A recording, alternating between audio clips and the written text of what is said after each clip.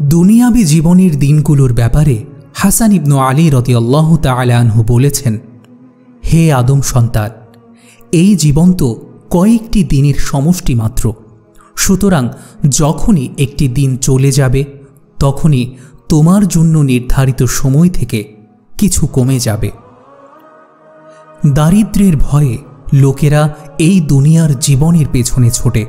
এই দুনিয়ার ধন সম্পদ অর্জনের আশায় তারা হাপিত্যেশ করে, যেন তারা এখানেই চিরকাল থাকবে। তারা অভাবকে ভয় পায় ঠিকই, কিন্তু শেষ বিচারকে ভয় পায় না। তারা ক্ষুধাকে ভয় করে, অথচ আল্লাহর আযাব গজবকে ভয় করে না। ইয়াহইয়া ইবনু মুআজ রাহিমাহুল্লাহ বলেছেন, আফসোস আদম সন্তানের জন্য, সে অভাবকে যতটা ভয় পায় ততটা ভয় যদি জাহান্নামের আগুনকে পেত তাহলে সে জান্নাতে প্রবেশ করত।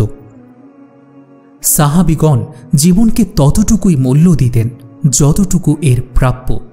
যেমন হাসান আল বসরি রাহিমাহুল্লাহ তাদের সম্পর্কে বলেছেন, তার কসম যার হাতে আমার প্রাণ, আমি এমন লোকদের দেখেছি যারা এই দুনিয়ার প্রতি ততটাই নিরাসক্ত ছিলেন যতটা নিরাসক্ত ছিলেন তাদের পায়ের তলার ধুলার প্রতি।